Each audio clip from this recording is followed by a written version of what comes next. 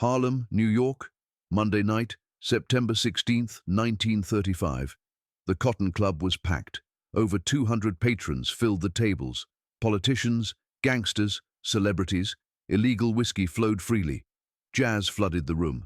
This was the most glamorous nightclub in New York, and also the most dangerous, and near the back of the room, sitting alone, almost invisible, was Ellsworth Bumpy Johnson.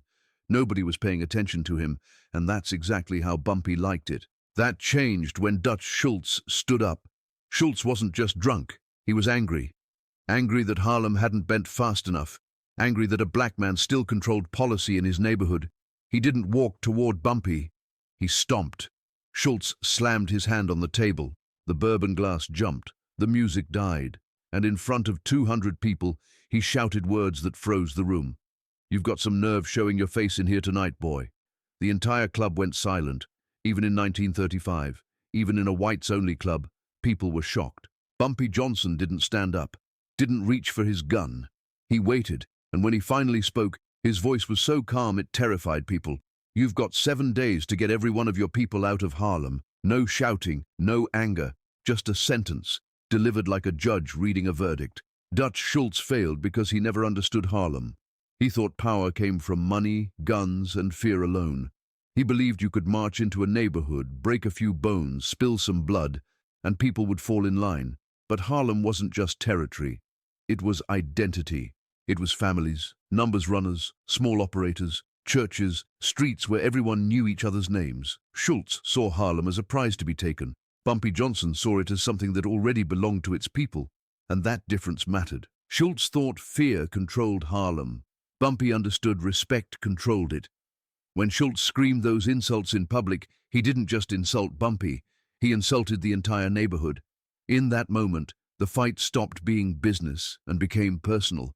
That public humiliation gave Bumpy something more powerful than guns, moral authority. Harlem didn't have to be ordered to protect him. It chose to. And once that happened, Schultz had already lost. Bumpy Johnson didn't go looking for revenge, he went looking for silence. By sunrise, he disappeared from Harlem completely. His policy banks closed, his apartment empty. No sightings, no whispers, no trail. Schultz couldn't retaliate because there was no target, no face to chase, no body to threaten. Schultz can't kill what he can't find.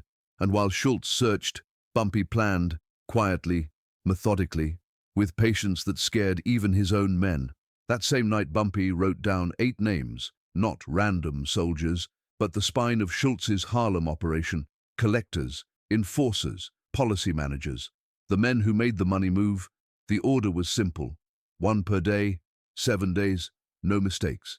Each death had to be public, each body had to be found quickly, and each one carried a note, counting down, explaining why. This wasn't chaos, it was structure, a silent war designed to collapse an empire without ever touching the king. And once the first body appeared with the words, "1 down," everyone understood what was coming next. The first body was found Tuesday morning. Vincent Mell, a collector for Schultz's Harlem operation, shot and left where he would be discovered quickly. Pinned to his coat was a note, 1 down, 7 to go. Schultz dismissed it at first, told his men it was coincidence. By Wednesday afternoon, the second name was crossed off.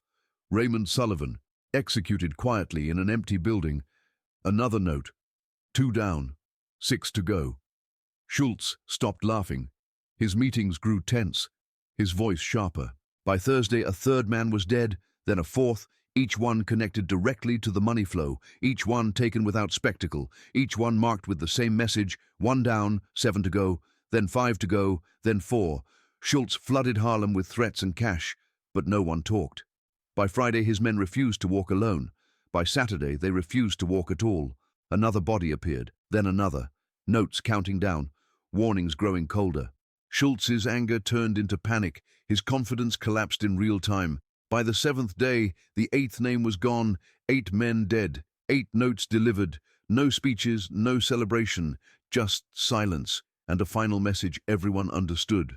1 down, 7 to go, had never been a threat. It had been a schedule. Dutch Schultz never returned to Harlem.